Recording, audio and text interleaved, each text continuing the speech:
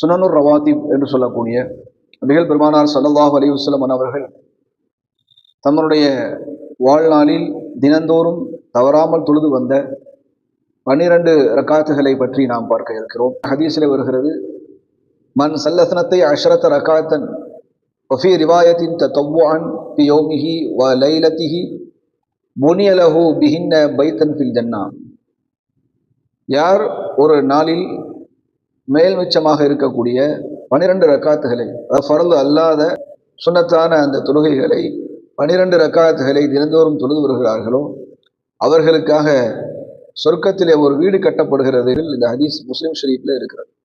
இப்னு Umar ரலியல்லாஹு அன்ஹு அவர்கள் அறிவிக்கக்கூடிய ஒரு ஹதீஸிலே, ஹஃபில்து மினன் நபி ஸல்லல்லாஹு அலைஹி வஸல்லம் 10 ரக்காத்தின் ரக்காத்தைனி قبل الظهر وركعتين بعدها وركعتين بعد المغرب في بيته وركعتين بعد العشاء في بيته وركعتين قبل الصبح.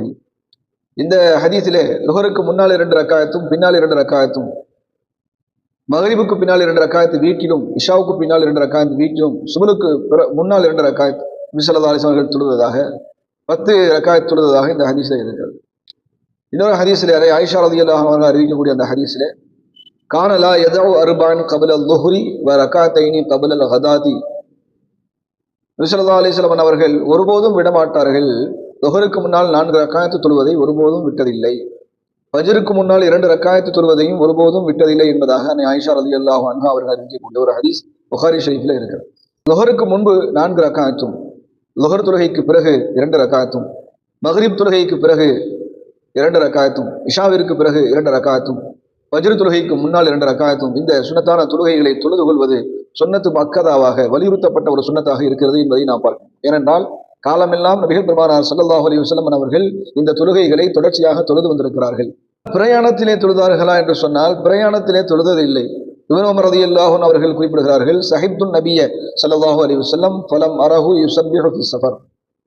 பயணத்திலே நபி ஸல்லல்லாஹு அலைஹி வஸல்லம் அவர்களோடு நான் இருந்தேன். ஃபலம் அரஹு யுஸப்பிஹு ஃபி ஸஃபர்.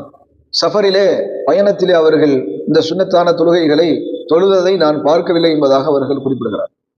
நபிகள் பெருமானார் ஸல்லல்லாஹு அலைஹி வஸல்லம் அவர்கள் ஃபஜ்ருக்கு முன்னால் 2 ரக்காயத்து தொழுவதையும் இஷாவிற்கு பிறகு வித்ர் தொழுவதையும் சஃபரிலும் அவர்கள் விட்டதில்லை. சஃபரிலே இருக்கின்ற பொழுது இந்த வித்ரை கண்டிப்பாக தொழ வேண்டும், ஃபஜ்ருடைய முன் சுன்னத்தை நாம் கண்டிப்பாக தொழ வேண்டும், இது வலியுறுத்தப்பட்ட தொழுகையாக இருக்கிறது என்பதை நாம் பார்க்கின்றோம். எனவே